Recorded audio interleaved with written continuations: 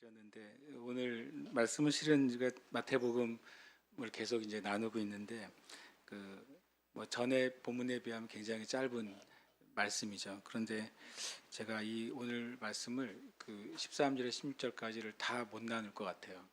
그 뭐 내용은 짧지만 어쨌든 이런저런 많은 묵상을 하게 됐고 또 그래서 나누긴 하지만 일부분만 나눠야 되겠다 이런 생각을 좀 갖습니다. 그리고 어, 다음 주에 한 번 더 제가 소개를 좀 하긴 하겠는데 이번 주에 우연히 책을 한 권을 이제 읽게 됐어요. 그러니까 제가 산 책이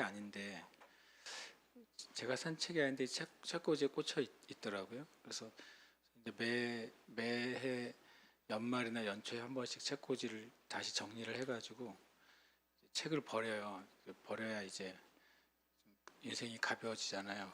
그래서 일단 내가 사지 않는 책은 잘 대부분 버리는 셈이에요. 그래서 내가 누구에게 이제 선물을 받았거나 아니면 내 부탁을 해서 산 책이거나 그런 책들은 이제 두지만 내가 사지 않은 책은 대부분 버리고 실은 내가 사지 않은 책은 다 버렸다고 생각했는데 이번 주에 이렇게 표현은 그렇지만 이제 심심해서 이렇게 책꽂이를 보다가 이건 내가 산 책이 아닌데 이게 무슨 책이지 하고서 이제 책을 한 걸 빼서 두 권이 있었는데 한 권은 읽었어요. 두 번째 책은 첫 번째 책이 너무 재밌어가지고 그걸 이제 읽고 두 번째 책을 이제 어제 읽다 말고 이제 못 읽었습니다. 왜냐면 어제 그 부산에서 결혼식이 있었잖아요. 결혼식은 30분인데 오가는 길은 12시간이었어요. 그런데 그래서 그 책을 이제 앞에 첫 챕터만 딱 읽고 그다음에 마지막 내용만 딱 읽고서 이제 책을 덮어놓고 못 읽었어요. 그래서 오늘 가면은 그 책의 내용을 지금 너무 궁금해서 읽고 싶은데 책 제목이 아주 얇은 책입니다. 우체부 프레드라고 혹시 들어보신 적 있으세요? 한때 이제 그 책이 나왔을 때 많은 상을 받았고 그 책이 그 많은 사람들의 영향을 줬던 스테디셀러 중에 하나였더라고요. 그게 어떻게 저한테 와 있는지는 모르겠어요. 그 책이 이제 우체부 프레드라는 책의 작가는 코미디언이면서 이렇게 작가 활동도 하고 또 사람들에게 동기를 부여하는 그런 사역을 하는 분이에요. 그분이 크리스찬인지 아닌지는 잘 모르겠어요. 일반적으로 사람들에게 이제 아주 알려진 되게 스테디셀러니까요. 근데 책 제목이 우체부 프레드인데 실제 사람 이야기인 거예요. 프레디라는 실제 우체부 이야기를 가지고 작가가 책을 썼는데 오늘 본문과 좀 관계가 있다고 생각해서 소개시켜 드리려고 합니다. 그 작가가 이제 어느 곳으로 어느 주로 이사를 갔어요. 이사를 가서 이제 짐 정리를 하고 있는데 배를 누가 울리는 거예요. 이렇게 집 배를 울려서 밖에 나가봤더니 우체부가 서 있는 거죠. 보통 우체부가 어느 때 집에 찾아오죠? 우편물이 있을 때 찾아오잖아요. 근데 그 우체부는 우편물이 없이 그냥 이 작가가 이사 온 집에 찾아온 거죠. 이사 와서 무슨 말을 하냐면 여기 새로 이사 오셨죠? 저는 이 지역을 맡은 우체부 프레드입니다. 하고 인사를 하더래요. 그거 되게 독특하잖아요.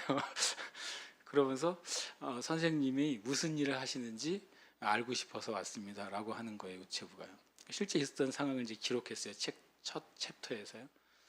그렇게 묻는 우체부를 보신 적이 있으십니까? 그러면서 뭐라고 말하냐면 나는 이제 작가이고 그리고 이제 여기저기 지역을 다니면서 강연을 합니다. 이렇게 말을 소개를 했어요. 그랬더니 그 프레드라는 우체부가 그러면 선생님의 강연 일정을 저한테 알려주시면 고맙겠다 그러더래요. 그런 우체부가 있나요 세상에? 그러면서 왜 그러냐 그랬더니 선생님이 강연 일정 때문에 집을 떠나시면 그 일정 중에 오는 우편물은 제가 모았다가 선생님이 오시는 날 아침에 여기다 놓아드리겠습니다. 그러는 거예요. 되게 신기한 우체부잖아요. 왜 그제 이 작가가 아니 왜 굳이 그렇게 하시냐고 괜찮다고 나는 그냥 주는 우체부를 우체통에 넣어 두시면 내가 이제 강연이 끝나고 하면 그거를 살펴보겠습니다. 그랬더니 그 우체부 프레드가 이렇게 말하더래요. 아니 선생님 만약에 선생님이 집을 떠나 있는 동안에 신문이나 우편물이 막 쌓이면 그러면 도둑이나 강도들의 표적이 됩니다. 그래서 제가 선생님의 우편물을 선생님이 출타하신 동안에 모아뒀다가 오시는 날 전달해 드리겠습니다. 그러더래요. 그런 우체부를 보신 적이 있나요? 이건 실화입니다. 실화. 너무 이 작가가 놀래가지고 그 나중에 실제로 어디 출장을 다녀왔더니 자기 이제 집 앞에 보통 러그가 하나 깔려 있잖아요. 어디 어느 집안에 이제 먼지를 털고 하는 러그가 사라진 거예요. 그래서 이 러그가 어디 갔나 봤더니 이제 계단 한쪽 그 귀퉁이에 그 러그가 이렇게 깔려 있더래요. 누가 이 러그를 갖다 놨어? 그러고 봤더니 어, 좀 부피가 큰 우편물이 왔는데 그거를 러그로 덮어서 사람들이 보지 못하게 해놓은 거예요. 우체부 프레드가. 근데 나중에 봤더니 그 우체부 프레드가 그 지역 전체를 이제 다 우체부마다 섹터가 있을 거 아니에요. 모든 그곳에 사는 사람들에게 그렇게 한답니다. 그러니까 그 우체부 프레드는 그 동네 사는 사람들의 일정을 다 알고 있어요. 누가 휴가를 가면 휴가 동안에 우편물, 소포 이런 걸 다 모아뒀다가 그 날짜가 되면 앞에 갖다 놓는 거예요. 엄청 신기한 우체부죠. 그리고 사람들이 이제 집집마다 다니면서 어떤 뭐 선전물을 붙이잖아요. 광고, 스티커 그런 걸 붙이잖아요. 우체부 프레드는 다니면서 그런 게 많이 쌓여 있는 집은 다 자기가 뜯어서 수거해서 분리수거를 하는 거예요. 그 동네를 지나가다가 어떤 담이 이렇게 철사가 삐져나와 있으면 그거를 자기가 이제 철사를 다 정리하고 그걸 치워가지고 말끔히 청소를 하는 거예요. 누가요? 우체부가. 실제 존재했던 우체부예요. 그래서 이 작가가 너무 놀래가지고 이제 그 사람에 대한 책을 그 사람 강연 갈 때마다 나 우리 동네 이런 우체부가 있어요. 세상에 둘도 없는 우체부고 그래서 나는 어느 날 내 고민을 우체부에게 얘기를 했다는 거예요. 나 이것 때문에 고민이 된다. 근데 그 우체부가 정성스럽게 손편지로 그 고민에 대한 조언을 써서 우체통에 넣어주는 거예요. 미국은 우체통에 우편이 없는 편지는 불법이랍니다. 그래서 자기가 우표를 사서 우표를 붙여서 그 조언을 담은 편지를 그 사람 집에 넣어주는 거예요. 정말 신기한 우체부죠. 네. 그래서 중간 내용을 못 봤어요. 앞에 1챕터만 읽었어요. 그리고 그 강연하는 그 작가가 전국적인 강사인데 강의를 갈 때마다 우리 동네 이런 프레드라는 우체부가 있어요. 그랬더니 전 미에 다 알려진 우체부가 된 거예요. 전 미국에 알려진 우체부가 됐고 그 사람들이 이제 그 프레드를 보려고 그 동네에 오게 되는 거예요. 마지막에 실제로 그 작가와 그 프레드라는 우체부가 한 인터뷰 내용이 기록이 돼 있어요. 제가 그걸 읽다가 너무 감동이 됐어요. 아직 제가 그 책을 다 못 읽었거든요. 근데 오늘 말씀에 있는 사람인 거예요. 저는 그 프레드 1챕터를 읽다가 이 사람 혹시 크리스찬 아니야 생각이 들었어요. 맨 뒤에 그런 여러 가지 인터뷰가 있거든요. 프레드 당신은 왜 이렇게 행동하세요? 이렇게 말했어요. 그랬더니 저는 그것이 기쁩니다. 내가 기뻐서 하는 일입니다. 그렇게 말을 시작을 해요. 그러다 중간에 이제 어떤 질문을 하니까 이런 표현을 썼어요. 예수님께서 이 사람이 크리스찬이었던 거죠. 예수님께서 성경에 네가 다른 사람에게 받기를 원하는 대로 네가 그렇게 해라 라고 말씀하셨잖아요. 나는 그렇게 하는 것이 저에게 행복합니다라고 인터뷰 한 줄이 있는 거예요. 그 작가는 한 번도 기독교적인 단어를 책에 제가 읽은 1챕터에서 사용하지 않았어요. 그런데 어쨌든 제가 보기에 읽어봐야 되겠지만 이번 주 읽고 다음 주 알려드릴게요.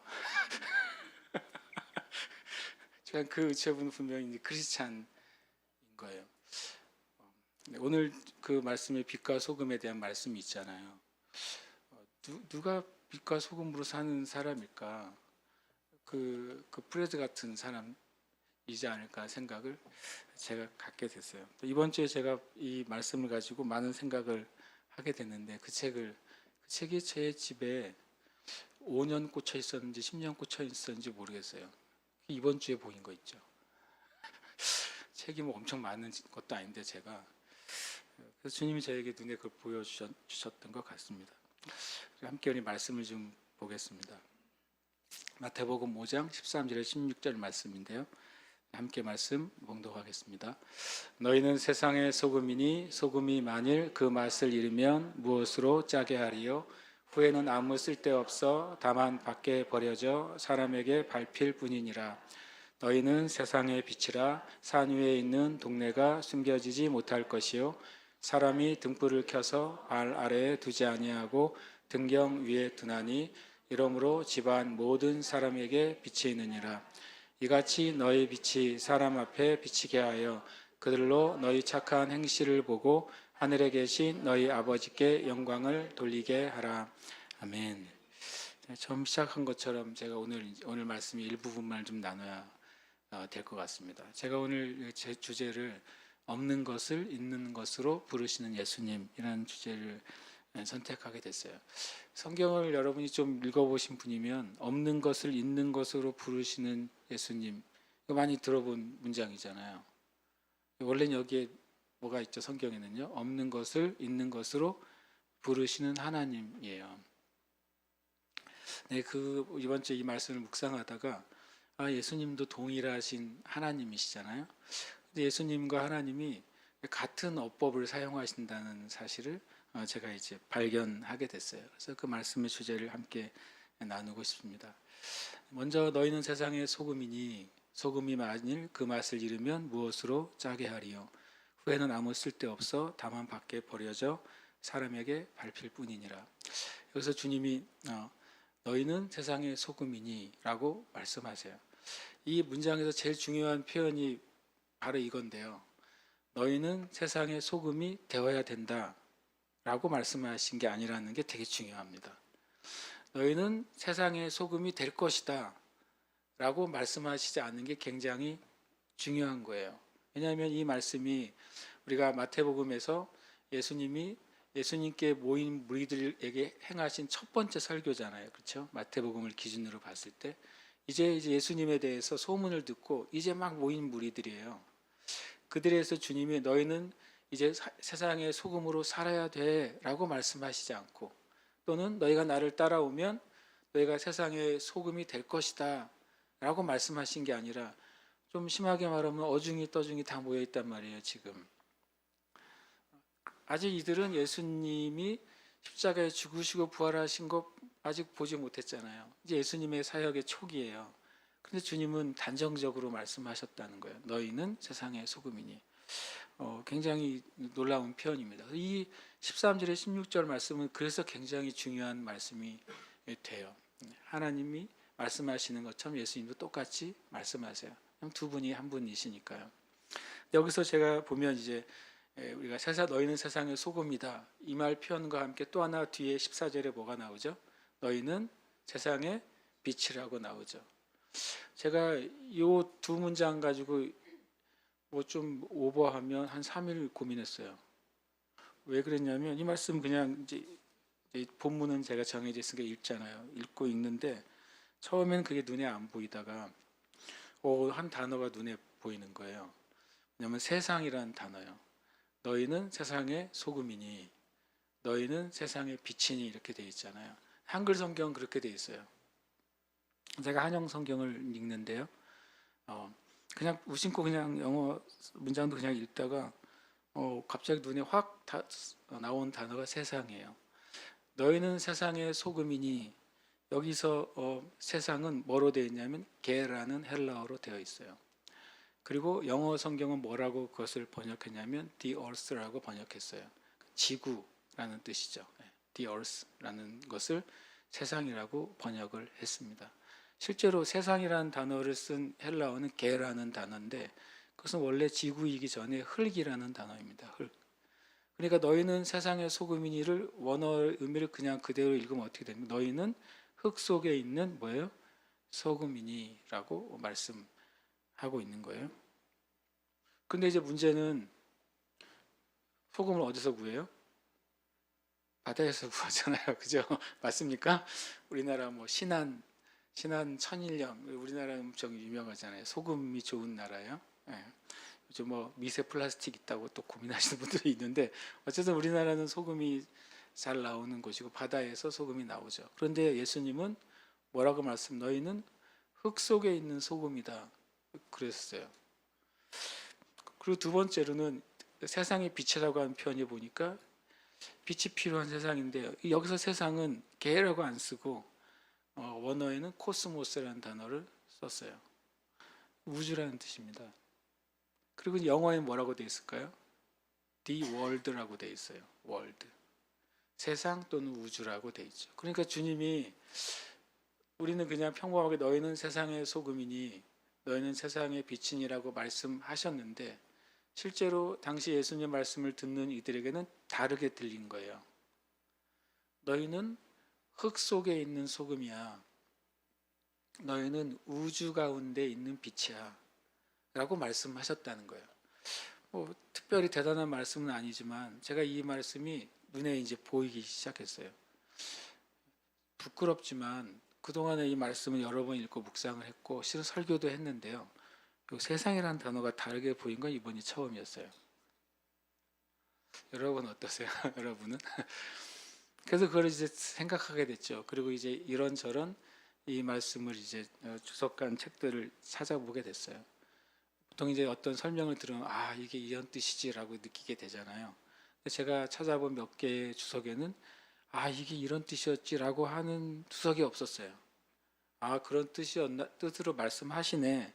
근데 제 마음에 아주 시원하지는 않았어요. 그래서 그러니까 이제 이미 그 말씀들을 공부하신 분들의 그 주석에서 제가 시원하지 않으니까 다시 이 말씀이 제 속에서 떠나질 않는 거예요. 주님이 어떤 의미에서 너희는 흙 속의 소금이야 라고 말씀하신 걸까? 주님이 어떤 의미에서 너희는 우주 가운데 있는 빛이야 라고 말씀하신 걸까? 이게 굉장히 저한테 그냥 풀고 싶은 주제가 되고 퀴즈가 되어버린 거죠. 한 2, 3일 동안에. 그러면서 이제 소금이 흙 속의 소금인 경우가 있나 살펴봤더니 놀랍게도 이스라엘에는 바다에서 나오는 소금은 없어요. 이스라엘의 사람들이 먹는 소금은 다 뭡니까? 흙 속에 있는 소금이에요. 그걸 뭐라고 말할까요? 암염이라고 합니다. 암염. 우리처럼 바다를 증류해가지고 만든 천일염을 먹는 것은 전 세계 이제 소금을 먹는 사람들 가운데 50%가 안 돼요. 실은 50% 이상 되는 인류는 어떤 소금을 먹고 있다고요? 흙 속의 소금을 먹고 있습니다. 암염 안에 있는 소금을 먹고 있고 그 암염은 어디에서 나와요? 산에서요. 여러분 혹시 나중에 사해를 가보시면 사해 주변에 이렇게 막 절벽들이 쭉 있는데 눈으로 보기엔 절벽이고 돌인데 그게 소금이에요. 소금 덩어리들이죠. 그래서 실제로 그 소금 덩어리를 캐요. 캐가지고 소금을 생산합니다. 나중에 우리가 이제 지금은 성지순례를 갈 수 없는 상황이 됐지만 한동안 좀 가기 어렵겠지만 성지순례 가면 꼭 잊으면 안 되는 게 한 가지 있어요. 뭔지 아십니까? 가이드 옆에 붙어 다니세요. 왜냐하면 가이드 옆에 붙어 다녀야 설명을 잘 들을 수 있어요. 보통 그룹으로 다니기 때문에 가이드 분께서 열심히 설명을 하지만 이 그룹의 뒤에 있으면 안 들려요. 물론 이제 요즘 이제 이어폰을 끼고 그걸 설명해 주지만 잘 집중이 안 돼요. 그래서 저는 이제 처음에 성지순례 갔을 때 가이드 옆에 딱 붙어 있었어요. 그 어느 항공사 대표께서 그때 오셔가지고 저희가 한 50명이 갔거든요. 목사님들하고 갔으니 뭐 목사님들 말씀도 많으시고 일도 많고 그러니까 그 가이드 얘기를 들으려면 하나도 안 들려요. 그래서 제가 작정을 하고 옆에 붙어 다녔어요. 그리고 계속 질문했어요. 그분이 지겨울 때까지. 며칠 지나니까 나랑 멀리 하시더라고요. 계속 궁금하니까 어디 가면 그 장소에서 계속 질문하다가 사해에 갔는데 내가 소금에 대해서 질문을 했죠. 그랬더니 그분에게 놀라운 그 지식을 하나 얻게 됐어요. 예수님 당시에 소금을 어떻게 얻었냐면 그 흙 속의 소금인 거예요, 진짜로. 이 돌과 흙 사이에 있는 암염 한 덩어리를 캐낸 다음에 어떤 그릇에 이제 그걸 놓는데요. 그 다음에 어떻게 하냐면 그 위에 물을 쫄쫄쫄쫄 흘려 보내는 거예요. 그러면 바위 안에 흙 속에 있는 소금이 어떻게 되겠어요? 녹아가지고 그 물과 함께 밑으로 떨어지고 그 흙이나 그 돌덩어리들은 그대로 남아 있는 거죠. 그리고 계속 쫄쫄쫄 흐르면 그 밑에 내려오는 물을 다시 그때 이제 말리거나 증류하면 그 암염 안에서 뭘 얻게 되는 거예요? 소금을 얻게 되는 거예요. 근데 그 흙덩어리, 돌덩어리를 계속 물을 흘려보내면 나중에 소금기가 쫙 빠질 거 아닙니까? 소금기가 쫙 빠진 걸 뭐라 그래요? 그 맛을 잃은 소금이 되는 거예요. 소금기가 쫙 빠진 돌덩어리, 소금기가 쫙 빠진 흙덩어리가 되는 거죠. 그걸 어떻게 씁니까? 그거를 당시에 이제 이스라엘의 이제 지붕이 평평했단 말이죠. 우리나라 그 옥상처럼 옛날에 거기에다가 그 소금기가 빠진 그 흙들을 펼쳐놓고 사람들이 밟고 다녀요. 왜요? 그럼 그게 약간의 방수 효과를 만들어내요. 성경이 말 그대로죠.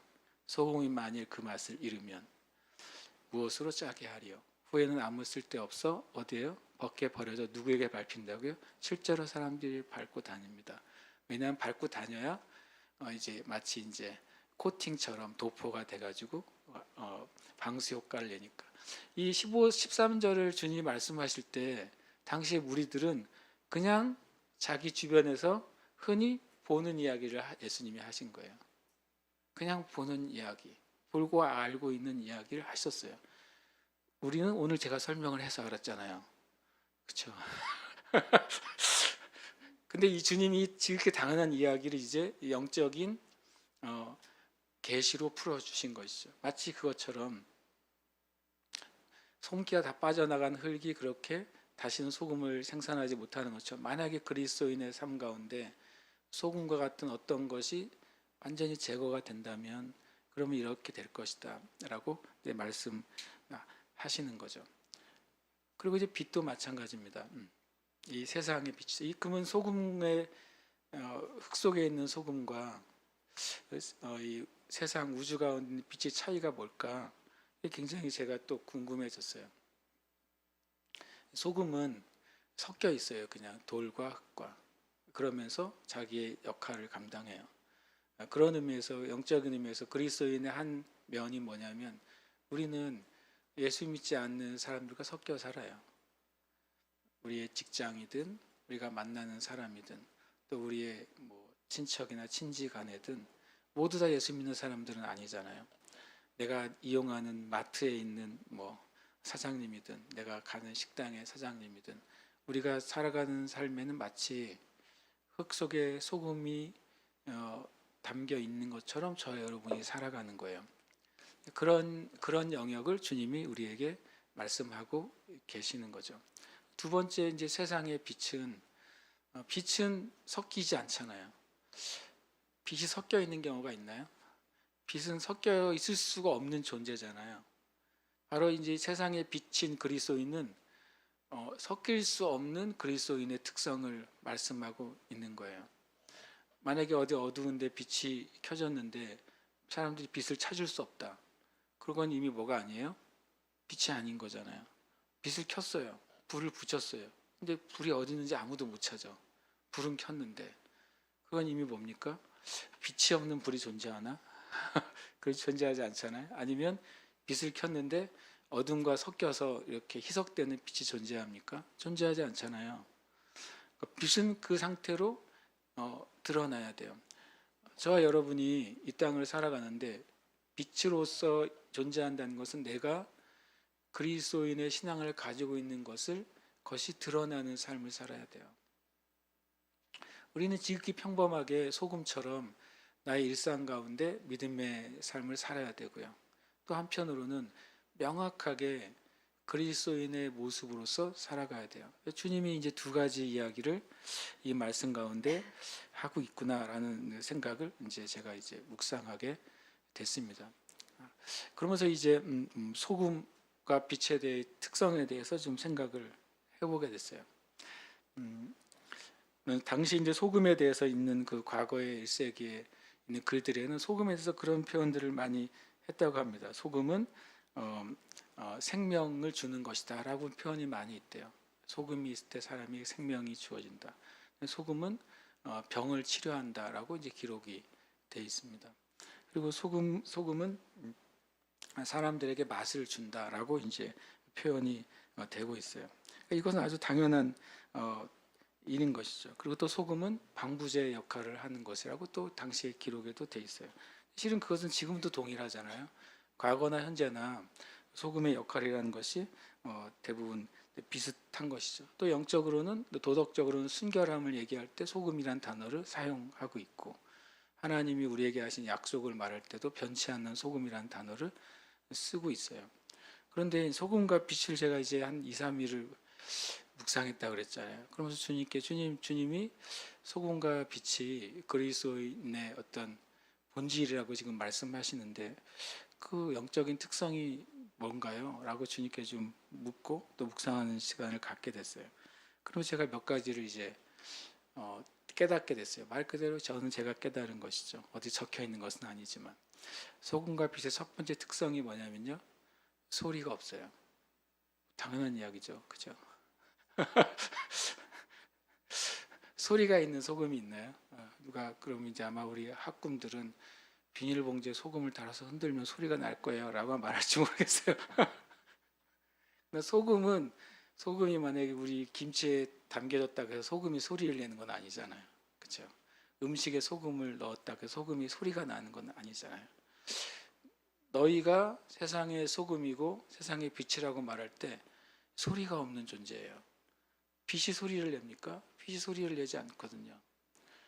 그런데 이 소리가 없는데 가장 크게 영향을 줘요.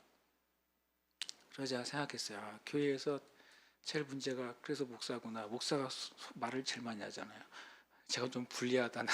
나는 교회에서 소금과 빛으로 있거나 세상에서 소금과 빛으로 있기에 이거 목사는 좀 불리한 거 아니야?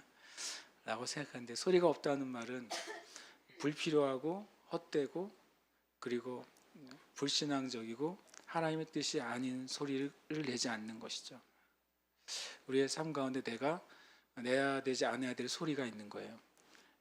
이 세상 가운데서도 우리가 내지 않아야 될 소리가 있는 것이죠. 사람들이 만나면 자연스럽게 욕하고 불평하고 다른 사람을 비판할 때 우리가 소금과 빛이라면 그 소리에 함께해서는 안 되는 것입니다. 하나님이 내지 말라고 하는 소리를 내지 않는 사람이 진짜 소금과 빛인 것이죠. 그러면서 영향을 행사하는 거예요. 그리고 소금과 빛의 두 번째 제가 이번에 묵상하게 된 특징은 바로 존재로서 기능한다는 거예요. 이 말은 뭐냐면 소금이 있는 것만으로 뭐가 돼요? 부패가 멈춰요. 소금의 존재만으로 맛이 바뀌어요. 그렇죠? 제가 예전에 엄청 쇼크를 받은 사건이 하나 있는데 저희 어머니는 늘 토마토에 설탕을 쳐서 저에게 주셨어요. 어느 날 어느 분을 만났는데 그 설탕을 쳐 먹어야 될 토마토에 소금을 쳐서 먹는 분을 내가 만난 거예요. 엄청난 이제 컬처 쇼크를 받았는데 어떻게 그런 테러를 하냐고 내가 그랬거든요. 그런데 그 소금을 쳐 넣은 그 토마토를 제가 맛을 봤는데 신세계인 거예요. 소금이 존재하는 것만으로 기능하는 거예요. 소금이 존재하는 것으로 방부제 역할을 합니다. 소금이 존재하는 것으로 맛을 내요. 빛도 마찬가지죠. 빛은 그 존재하는 것으로 기능을 합니다. 어두운 가운데 불을 켜는 순간 그 빛의 존재만으로 그 기능이 완벽한 거예요. 주님도 그러시잖아요. 여러분, 주님이요, 내가 예수 그리스도를 믿음으로 고백할 때 예수님이 나를 위해 십자가에서 죽으셨다는 사실이 내가 믿어지고 그 예수님의 죽음 때문에 내 죄가 완전히 용서함 받았다는 진리를 내가 받아들일 때 주님이 내 안에 임하시잖아요. 주님이 임하시는 것만으로 내 영이 바뀝니다. 주님이 내 안에 계시다는 것만으로 내 삶은 바뀌게 되는 거예요. 마치 소금과 빛처럼. 그리고 주님이 이 땅에 빛으로 오셨어요. 주님이 이 땅에 빛으로 오시는 순간 실은 어둠의 세계가 실은 떠나가기 시작하는 것이죠. 그리스도인들이 세상의 소금과 빛으로 존재하기 시작하면 그 그리스도인이 존재하는 것만으로 바뀌는 일이 일어나는 거죠. 끊임없이 서로 욕하고 서로 반복하는 것 가운데 진정한 소금과 빛인 그리스도인이 그 안에 있을 때 어떤 일이 일어나겠습니까? 그리고 또 일어나야 됩니까? 그 일어나는 것이 자연스럽겠습니까? 소금과 빛처럼 기능하게 되는 거예요. 그리스도인이 있는 것만으로, 그 사람이 존재하는 것만으로 그 공동체의 분위기가 바뀐다고 성경은 말씀하시는 겁니다. 그 사람이 존재하는 것만으로 그 상황들이 바뀌기 시작한다고 성경은 말씀하시는 거예요. 여러분, 우리는 존재로서 기능하는 사람들이에요. 더 잘할 수도 있고 더 탁월하게 할 수도 있죠.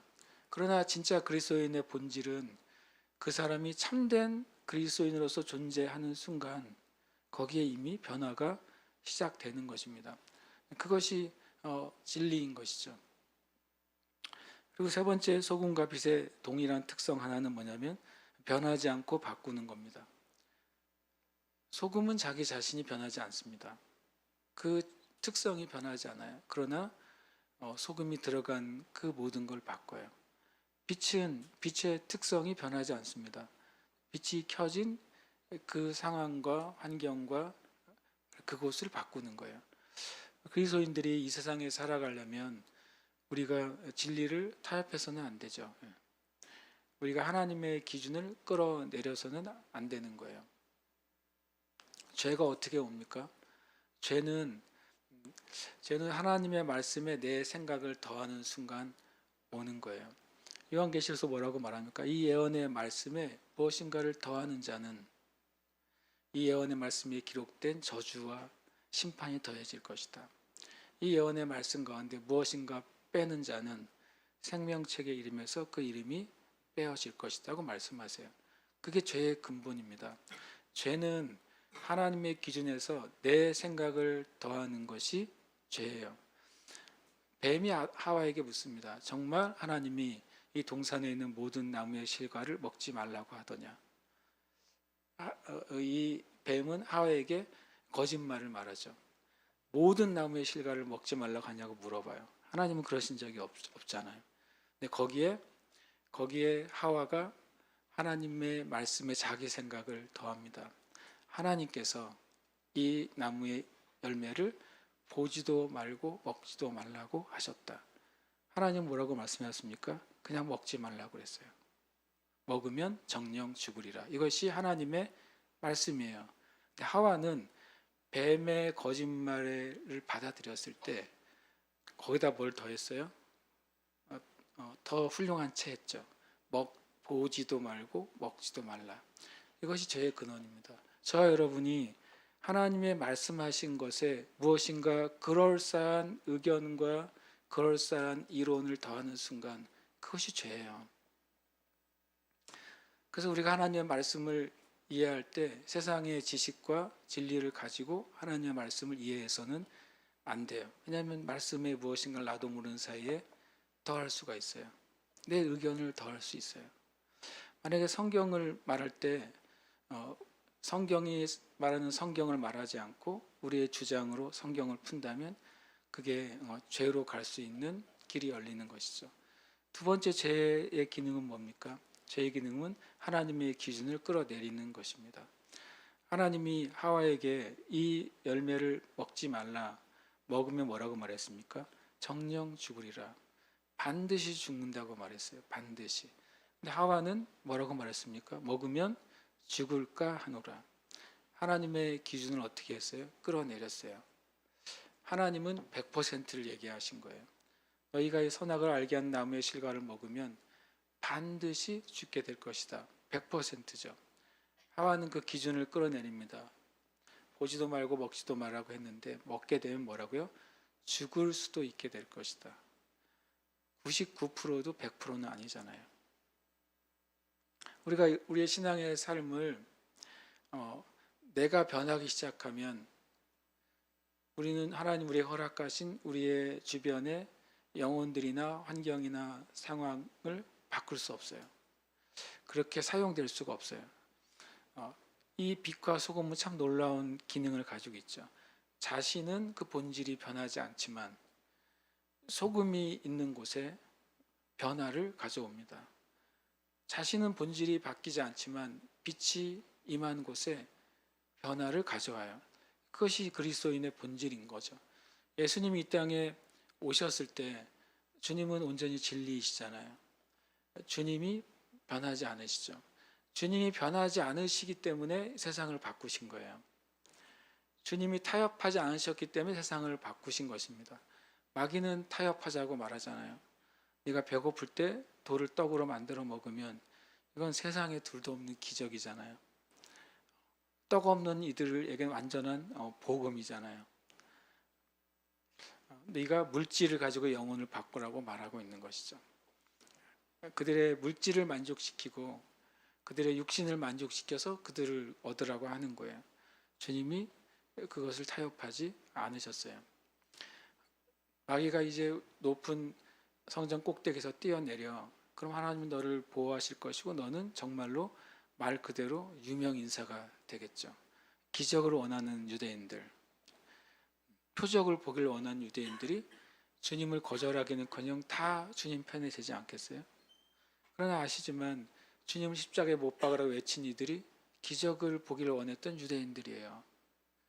주님이 그걸 타협하지 않으시잖아요. 마귀가 또 한 가지 말합니다. 아담으로 말미암아 아담의 죄로 말미암아 하나님이 아담에게 주셨던 이 세상에 대한 놀라운 권리들, 놀라운 신적 권세들을 죄 때문에 그것이 사단에게로 넘어가 버렸어요. 다 빼앗겨 버린 것이죠. 사단이 말합니다. 네가 나에게 딱 한 번만 절하면, 원어는요 딱 한 번이라는 의미가 포함이 되어 있어요. 잠깐만 절하면 돼. 딱 한 번이야. 딱 한 번만 나에게 굴복하면 내가 아담에게 빼앗아 온 그 모든 세상의 권리와 영광을 너에게 줄게. 뭐 없이 네가 피 흘리지 않아도 돼. 네가 십자가에 달리지 않아도 돼. 한 번만 나에게 굴복하면 다 줄게. 엄청난 뭡니까? 엄청난 이제 타협을 시도한 것이죠. 주님이 피 흘림이 없이 고난 없이 버려지지 않으시고 모욕당하지 않으시고 십자가에서 발가벗긴 채 처참하게 죽지 않고서도 마귀에게 빼앗긴 것을 다 가져다 올 수 있었어요. 근데 주님이 그것을 타협하지 않으신 거예요. 주님이 변하지 않으셨기 때문에 온 세상을 얻으신 겁니다. 그럼 우리가 이 세상의 소금이잖아요. 우리가 이 세상 온 우주의 빛이에요. 저와 여러분이 진리 안에서 변하지 않을 때만 우리는 세상을 바꿀 수가 있어요. 교회가 변하지 않아야 바꾸는 것입니다. 세상은 좀 교회 보고 변하라고 하잖아요. 어느 정도 이 정도는 세상의 문화와 타협을 해라. 어느 정도는 세상으로 어떤 복음의 진리를 전향해라. 그렇게 말하고 있는 거예요. 그러나 그것은 세상을 바꾸는 길이 아니라 세상으로 바뀌어가는 길인 거죠. 주님이 우리 보고 세상의 소금이고 또 빛이라고 말씀하셨어요. 이번 주에 제가 이것을 묵상하면서 많은 생각을 갖게 됐어요. 다시 말하면 주님이 소금이 돼야 돼. 소금이 될 거야 라고 말씀하시지 않고 너희는 너희 본질 자체가 소금이야. 너희 본질 자체가 빛이야 라고 말씀하신 것이죠. 그럼 우리가 할 것은 소금이 되려고 노력하느니라 할 필요가 없잖아요. 이미 됐으니까. 빛이 되려고 노력할 필요는 없어요. 우리가 구원받기 위해 선행을 하지 않는 것처럼. 그러나 이제 뭐가 되죠? 구원받은 그리스도인으로서는 그리스도인이기 때문에 소금과 빛으로 살아야 되는 거예요. 그 사실 우리가 이제 우리의 삶 가운데 우리 각자가 지금 질문을 가지고 답을 얻어야 되겠죠. 그런데 이제 하나는 이제 질문이 하나 있었어요. 너희는 세상의 소금이라고 말해. 너희요. 너희가 누구냐는 거예요. 너희가 누구죠? 너희는 마태복음 5장 1절에 나온 주님께 나온 무리들이에요. 너희는 마태복음 4장 마지막 절에 나오면 주님의 소문을 듣고 몰려온 무리들이에요. 근데 여러분 세상의 소금과 세상의 빛인 존재는 어떤 존재예요? 구원받은 그리스도인입니다. 맞습니까? 네. 만약에 구원받고 거듭나지 않은 그리스도인이 세상의 소금과 빛이라면 그럼 세상은 온천지가 다 소금이고 빛이죠. 그죠? 누군가가 구원받고 거듭난 그리스도인이 되었을 때 하나님이 그를 향해서 너희는 소금이고 빛이라고 말씀하신 거예요. 맞습니까? 그런데 이 말이 좀 이해가 안 되는 거예요. 다시 말하면 이 말씀을 듣고 있는 최초의 그 관중들은, 최초의 회중들은 아직 예수님의 죽으심을 경험하지 못했잖아요. 그죠? 아직 예수님의 부활을 맛보지 못했잖아요. 이들 중에 많은 사람들이 예수님의 부활을 맛보고 거듭나겠죠. 이 중에 많은 사람들이 예수님의 제자로 사도행전에 살아가는 성도 중에 일부가 되겠죠. 그렇잖아요. 시간상으로 보면 마태복음 5장의 말씀을 듣는 무리들은 아직 온전한 그리스도인이 아니에요. 근데 예수님은 그들을 향해서 너희는 앞으로 그리스도인이 될 거야, 이런 차원에서 소금이 될 거라고 말씀하신 게 아니라 소금인이라고 말씀하셨고 빛이라고 말씀하셨어요. 마치 앞으로 일어날 일을 뒤로 지금에 가져다 놓고서 그렇게 된 사람들처럼 말씀하신 거예요. 이것이 하나님의 말씀하시는 용법이에요. 예수님도 그렇게 말씀하세요. 로마서 4장 17절에 이렇게 말씀하고 있습니다. 그가 믿은 바 하나님은 죽은 자를 살리시며 없는 것을 있는 것으로 부르시는 이시니라. 이게 누구의 믿음이라고요? 아브라함의 믿음이에요. 로마서 4장 17절 이렇게 시작이 됩니다. 기록된 바 내가 너를 많은 민족의 조상으로 세웠다 하심과 같으니 그가 아브라함이 믿은 바 하나님은 죽은 자를 살리시며 없는 것을 있는 것으로 부르시는 이시니라. 아브라함이 이 말을 들었을 때 내가 너를 많은 민족의 조상으로 세웠다라고 말씀하실 때 아브라함은 아직 이삭을 낳지 못했어요. 아브라함은 자식이 없을 때 하나님이 나는 너를 많은 민족의 조상으로 세울 거야 라고 말씀하시지 않고 너는 앞으로 많은 민족의 조상이 될 거야 라고 말씀하시지 않고 아직 자녀가 하나도 없는 90살이 넘은 할아버지에게 나는 너를 많은 민족의 조상으로 세웠다라고 과거형으로 말씀하세요. 이 성경 안에 이 용법을 우리가 이해하면 하나님이 어떤 분인지를 이해하게 됩니다. 아직 일어난 일이 아닌데 하나님은 그 일을 하시기로 결정하셨어요. 그 일어난 일이 어떨 때는 아브라함의 기준으로 하면 내가 너를 통해 열방의 아비로 세울 거라고 말씀하실 때 첫 번째 아들은 그 말씀 듣고 25년 후에 태어났어요. 그때 이삭이 태어났다고 해서 곧장 아브라함이 민족의 아버지가 됐나요? 그건 택도 없는 이야기잖아요. 그렇죠? 그런데도 하나님은 지금 나는 너를 민족의 아버지로 보고 있는 거예요. 지금 앞으로 일어날 일인데 하나님은 나는 너를 그렇게 여기고 그렇게 상대한다고 말씀하시는 거예요. 예레미야에게 주님이 말씀하셨어요. 내가 너를 태중이 있기에 너를 세웠고 너를 열방의 선지자로 불렀다. 예레미야는 주님 저는 말을 하지 못하는 아이입니다 라고 울어요. 그런데 주님이 뭐라고 말씀하십니까? 나는 너를 이미 세웠다 그래요.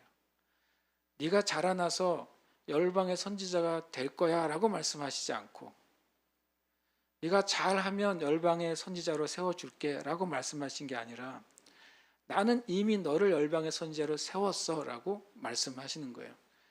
아직 존재하지 않는 것을 지금 있는 것으로 하나님은 항상 말씀하세요. 그것이 하나님의 놀라운 하나님. 왜냐하면 하나님은 어제나 오늘이나 영원토록 동일하시거든요. 하나님은 어제의 일도 지금이세요. 미래의 일도 지금이세요. 그래서 하나님은 그렇게 말씀하십니다. 너는 지금 열방의 선지자다. 너는 지금 모든 민족의 아버지다. 너는 지금 세상의 소금이다. 아직 그들은 이 말씀을 이해하지 못했어요. 실은요. 제자들도 주님의 말씀을 다 이해하지 못했다고 복음서에 나오잖아요. 성령님이 임하신 후에야 예수님이 하신 말씀들을 기억하고 그 계시를 이해하게 됐어요. 그것이 성경에서 말씀하신 증거예요. 그런데 주님은 말씀하세요. 그들을 보고 너희들은 사도라고 말씀하세요. 아직 복음을 알지 못한 이들을 향해서 주님은 너희들은 세상의 소금이다. 너희들은 세상의 빛이라고 말씀하시는 것입니다. 그럼 여기 너희 안에 누가 있는 겁니까? 저 여러분이 있는 것입니다. 저 여러분이 너희 안에 있어요. 주님은 없는 것을 있는 것으로 부르시는 분이시기 때문에 주님은 마태복음 5장 13절에서 말씀하실 때 갈릴리 언덕에서 말씀하실 때 그 너희 안에 저와 여러분의 이름이 있는 거예요. 저와 여러분의 이름을 가지고 주님이 말씀하는 것이 너희는 세상의 소금이야. 흙 가운데 섞여 있는 소금이야. 너희는 세상의 빛이야. 무엇과도 섞이지 않고 그리고 완전히 분리된 종류의 빛이야라고 말씀하시는 거예요. 아브라함의 믿음이 얼마나 위대하냐면 하나님을 어떻게 알았다고요? 죽은 자를 살리시고 없는 것을 있는 것으로 부르시는 분이라고 아브라함이 믿었다고 로마 4장 17절에 말씀하는 거예요. 아브라함이 모리아산으로 이삭을 하나님께 제물을 바치려고 가지고 가잖아요. 그때 성경을 보시면 이렇게 아브라함이 놀라운 말을 합니다. 모리아산이 이제 보입니다. 그리고 종들과 같이 왔죠. 그 이삭과 이제 한 꾸러미의 장작을 가지고 횃불을 들고 이삭과 함께 떠나면서 아브라함이 뭐라고 말하냐면 너희들은 아브라함의 종들이 너희들은 여기에 머물러 있어라. 이렇게 표현합니다. 성경 우리가 저 산에 가서 하나님을 예배하고 우리가 돌아오리라. 아브라함은 그 모리아산에 무슨 마음으로 올라갑니까? 이삭을 주님께 바치려고 올라가잖아요. 아브라함이 제대로 순종했다면 누구만 돌아와야 돼요? 아브라함만 돌아와야죠. 맞습니까? 아브라함이 제대로 하나님 말씀에 순종해서 이삭을 제물로 바쳤다면 그러면 누가 돌아와야 돼요? 아브라함 혼자 돌아와야죠. 그런데 아브라함은 하나님을 어떻게 믿었다고요? 죽은 자를 살리시는 분으로 믿었어요. 이것이 참 놀라운 비밀이죠. 아브라함은 이삭을 진짜 바치기로 결정을 했어요. 그런데 하나님이 죽은 자를 살리시는 하나님인 것을 믿었어요. 그래서 종들에게 말하는 거예요. 우리가 주님을 제사하고 우리가 돌아오겠다. 위대한 하나님의 위대한 아브라함의 믿음인 것이죠. 저와 여러분은 주님에 의해서 이미 세상이고 소금이라고 어떻게 됐습니까? 불려졌어요. 우리가 그런 존재인 거예요. 우리의 일종의 자존감은 세상의 소금이고 세상의 빛인 것입니다. 다만 우리가 이제 풀어야 될 숙제는 주님 내가 섞여 있는 이 세상 가운데 어떻게 소금의 맛을 드러낼지 지혜를 주시고 담대함을 주시고 하나님의 은혜를 달라고 우리는 기도하는 것입니다. 어떻게 내가 속해 있는 세상 가운데 온전히 거룩하게 믿음의 삶을 타협하지 않고 구별되게 살아갈 수 있을지 주님께 지혜와 은혜를 구하는 것이 실은 우리가 구해야 될 기도의 제목인 줄 압니다. 오늘 여기까지 나누려고 합니다. 시간이 좀 돼가지고 다만 한 가지 말씀을 좀 정리하고 싶습니다. 기도하기 전에 오늘은 이제 말씀을 끝을 못 맺었으니까 고백은 없어요. 다만 우리가 한 가지 맥락을 이해해야 될 것 같아요. 주님이 팔복을 말씀하셨잖아요. 팔복이 그리스도인의 하나님 나라의 삶을 말씀하셨어요.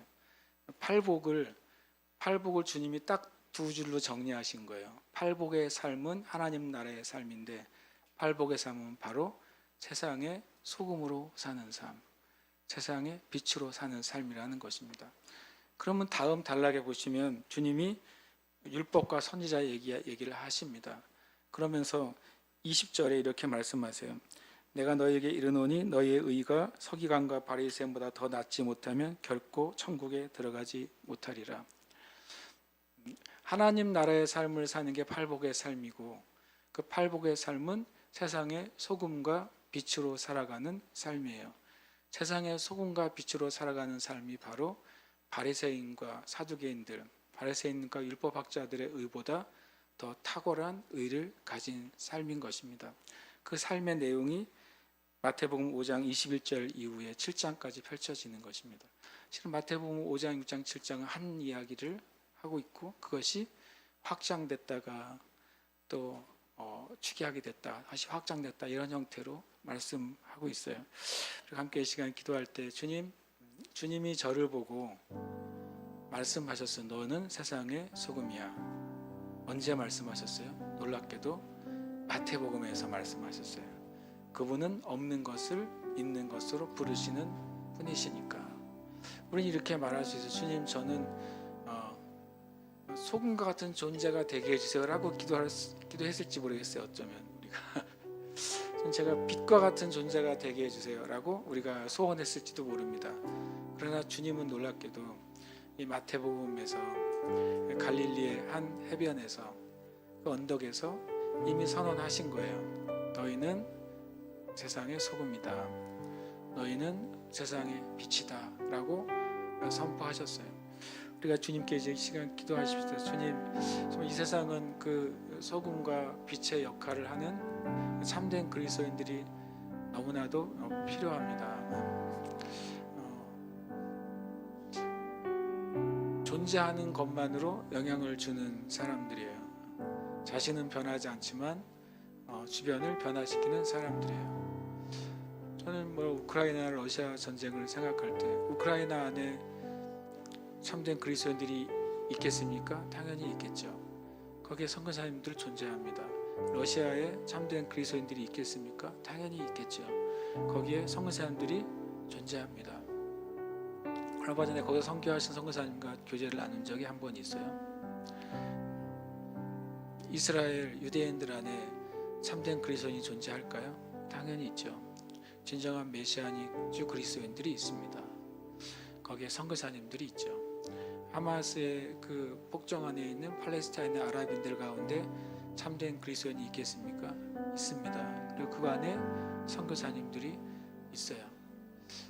세상이 버린 것 같은 아프가니스탄에도 선교사님들이 있어요. 참된 그리스도인들이 존재합니다. 중국에서 북한으로 북송되고 있는 탈북민들 가운데 그리스도인들이 존재합니다. 우리는 이제 기도하고 싶습니다. 주님, 우리 자신이 주님이 말씀하신 이 세상의 소금이고 빛입니다. 그리고 많은 분쟁 지역 가운데 난리의 그 상황 가운데서도 하나님은 소금이고 빛인 하나님의 사람들을 통해 역사하고 싶어 하시고 일하고 싶어 하시고 또 실제로 일하고 계십니다. 우리가 우리 자신을 위해서 기도하십시오. 주님, 제가 빛이라는 사실을 잊지 않게 해주시고 소금이라는 사실을 잊지 않게 해주세요. 마귀가 우리의 빛과 소금됨을 속이려 할지라도 그러나 그것과 상관없이 주님은 이미 진리이신 주님이 선포하셨기 때문에 누구도 그것을 바꿀 수가 없는 거예요. 우리가 주님 그 합당한 빛의 삶, 합당한 소금의 역할을 감당할 수 있도록 주님 능력을 부어주시옵소서. 깨닫게 해주시옵소서. 은혜를 주시옵소서. 함께 이 시간 기도하겠습니다.